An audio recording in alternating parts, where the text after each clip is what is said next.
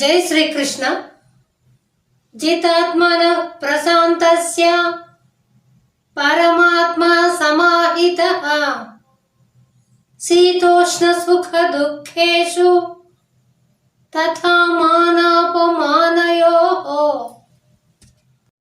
మనస్సును జయించినవాడు పరమశాంతితోనున్న మనిషికి శీతోష్ణ సుఖ దుఃఖాదుల యందు అలాగే మానవమానముల యందును పరమాత్మానుభవము చెక్కు చెదరకుండా ఉండును అని శ్రీకృష్ణుడు అర్జునుడికి చెప్పెను. సామాన్యుల మనసు శీతోష్ణములు సుఖ దుఃఖములు మానవమానములు వచ్చినప్పుడు స్పందించడం జరుగుతూ ఉంటుంది. ఇలా స్పందించడం వలన తన మనస్సు సమత్వమును పోగొట్టుకొని చపలమవుతూ ఉంటుంది.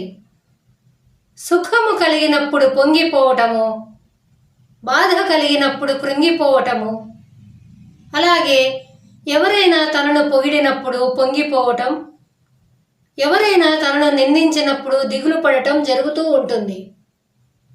ఈ విధంగా అజ్ఞాని అయిన జీవుడు ఈ రెండింటికి దాసుడై ఈ సుఖ దుఃఖములలోనే ఉంటూ వాటి దయాదాక్షిణ్యములపై బ్రతుకుతూ ఉన్నాడు.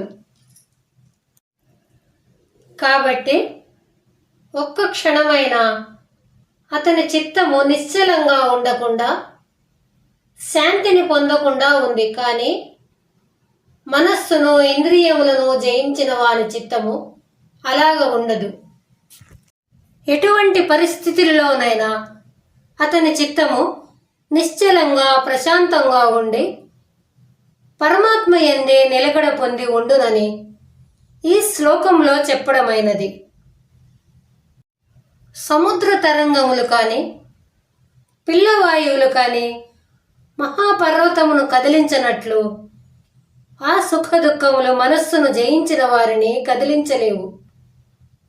వారి చిత్తము దైవమందే స్థిరంగా ఉండి మహత్తరమైన శాంతిని అనుభవిస్తూ ఉంటారు. కాబట్టి అభ్యాసము, వైరాగ్యము, వివేకములతో ఇంద్రియములను మనస్సును ఎలాగైనా జయించవలనని భగవానుడు తెలియజేస్తున్నారు.